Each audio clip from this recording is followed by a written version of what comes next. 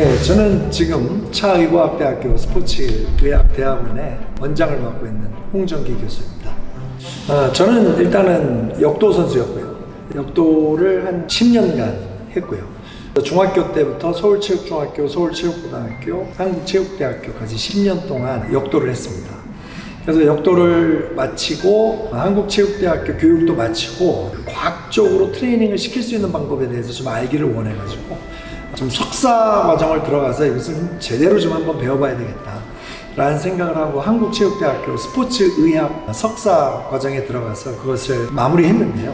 그 기간이, 석사하는 기간이 제가 좀 길어졌던 이유는 그때 당시 이제 한국체육대학교 스포츠의학 석사로 가 있으면서 제가 기아농구단, 그때 당시 기아농구단인데 지금 이제 울산 모비스 농구단에 거기에 체력 트레이너로 제가 들어가게 되면서 그 체력 트레이닝을 풀타임으로 하면서 석사 과정을 했기 때문에 시간이 좀 길어졌지만 그렇게 석사 과정을 마치고 곧바로 제가 미국의 오레곤 주립대학교 박사 과정을 가게 됐는데 석사가 길어지는 그 기간 안에 영어 준비를 했습니다. 총 한 2년 정도 들었는데요. 토플과 GRE 준비를 해서 박사 과정으로 들어갈 수 있는 조건을 맞추고 미국에 가서 어학 연수를 한 6개월 한 다음에 어학 연수를 통해서 좀 말하는 스킬과 또 이 글 쓰는 스킬들을 조금 더 강화를 한 다음에 2002년부터 제가 오레곤 주립대학교 운동과학 박사를 시작했습니다. 그래서 운동과학을 할 때 선수 트레이너들이 이 박사 과정에 들어와야 된다고 그랬는데 저는 아직 그때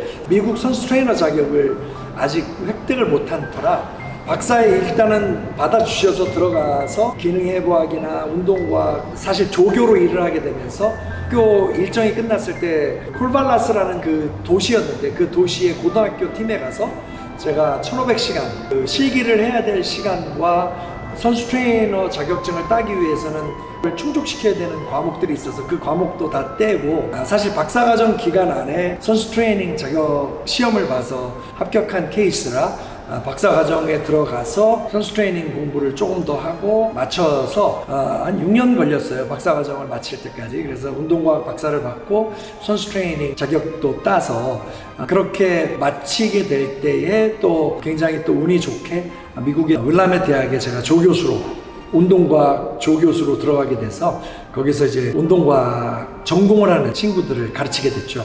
그 운동과학은 보통 이제 전공생들이 들어오면 의과대학으로 가는 케이스, 물리치료대학으로 박사과정으로 가는 케이스, 선수 트레이닝으로 가는 케이스, 또는 헬스 피트니스에서 일하는 케이스, 연구 쪽으로 가는 케이스, 이렇게 한 큰 4가지 케이스가 있었는데요. 이런 진로를 선택해서 가는 학생들을 미국에서 한 제가 6년 동안 계속해서 지도하고, 또 지도할 때 이제 저의 커리어로 조금 특이한 것은 그 대학팀에 있는 운동선수 팀들 종목별로 맡아서 컨디셔닝 프로그램이나 체력 강화 프로그램이나 또는 선수 재활 프로그램들을 제가 있는 6년 동안에 계속해서 도와주고, 또 그 도시에 있는 커뮤니티에서 또 노인분들 대상으로 운동도 시켜주는 이런 프로그램도 제가 진행을 했었죠. 그래서 미국 생활이 한 13년 정도 있었는데요.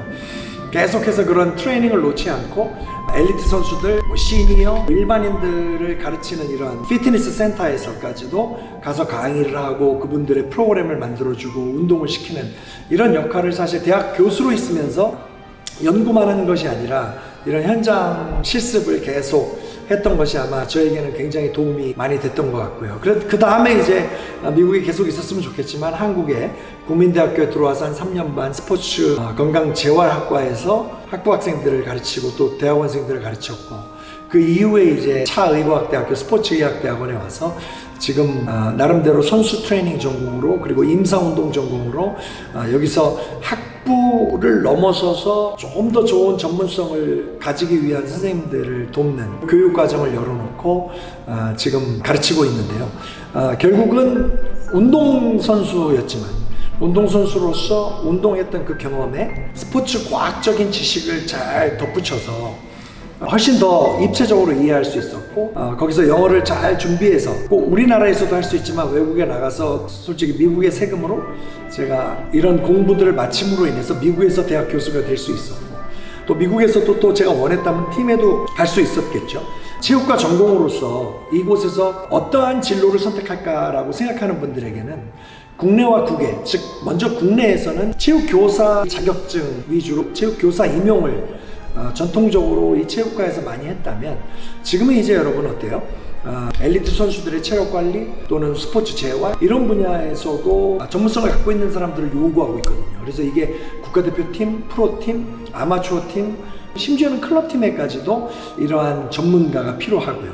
선수 트레이너는 이미 클리닉에서도 즉 운동치료실, 운동처방실 이런 곳에서도 병원에서 또 건강운동관리사로 일을 할 수 있고 그것을 좀 떠나서 이제는 기업에서 헬스 피트니스 세팅에서 전문성을 발휘하면서 건강관리 또는 만성질환에 도움을 줄 수 있는 운동을 줄 수 있는 전문가들을 호텔 신라나, LG, 현대 이런 데에서 기업형 피트니스에서도 일할 수 있는 사람들을 뽑잖아요.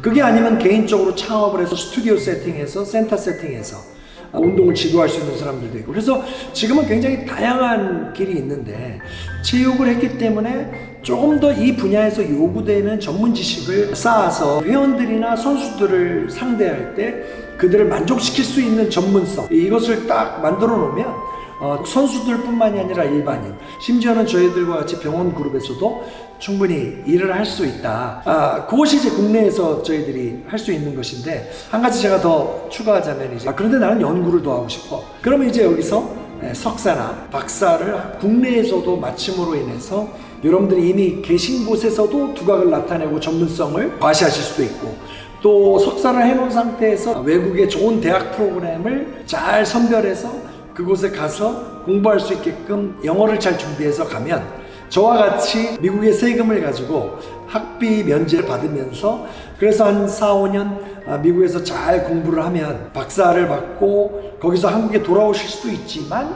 거기서 또 미국에서 저처럼 대학 교수를 신청해서 교수가 돼서 그곳에서도 전문가로 활약할 수도 있고 또 미국에서 또 이쪽 분야에서 작업치료사나 물리치료사가 되기 원하든지 카이로프랙틱 대학원을 가게 되면 미국에서 그렇게 작업치료사 또는 의사보조, 물리치료사, 카이로프랙터로도 3년짜리 과정만 마치시면 충분히 그곳에서도 취업이 돼서 일을 할 수 있는 이런 다양한 길들이 열려 있다는 것을 꼭 말씀드리고 싶습니다.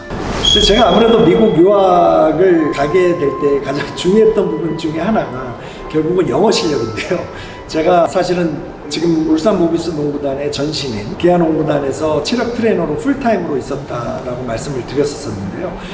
그때 당시에 저희 연고지가 부산이었기 때문에 부산의 크라운 호텔이라는 호텔에 저희들이 기숙을 했었어요. 거기서 기숙할 때 제가 유학을 가겠다고 결심한 이후로는 너무 운동만 10년을 했기 때문에 영어의 기초가 안 되는 입장에서 여러분들은 혹시 아실지 모르겠지만 지금도 그 책이 있는지 모르겠어요. 성문 기초 영문법이라고 이렇게 초록색 커버가 있는 거를 제가 하나 사서 팀 트레이닝 시에는 공부를 할 수 없지만 저는 상대적으로 선수가 아니기 때문에 휴식 시간도 그렇게 많이 필요하지 않고 하루에 제가 일할 수 있는 시간은 제한돼 있고 그래서 일하는 것만 끝났다 그러면 저는 그 성문 기초 영문법을 그때 당시 한 16장 정도 돼 있었던 것 같은데 하루에 한 장씩 제가 꼭 공부를 해서 그 한 장씩을 마스터해서 그 책을 한 7번, 8번 읽었던 것 같아요. 차를 타고 경기장까지 갔다가 연습장까지 갔다가 오는 길에도 충분히 한 장을 끝낼 수 있기 때문에 그래서 성문기초 영문법을 좀 읽고 그 영어 구조에 대한 아주 기초적인 것을 좀 이해하게 됐을 때 맨투맨이라는 또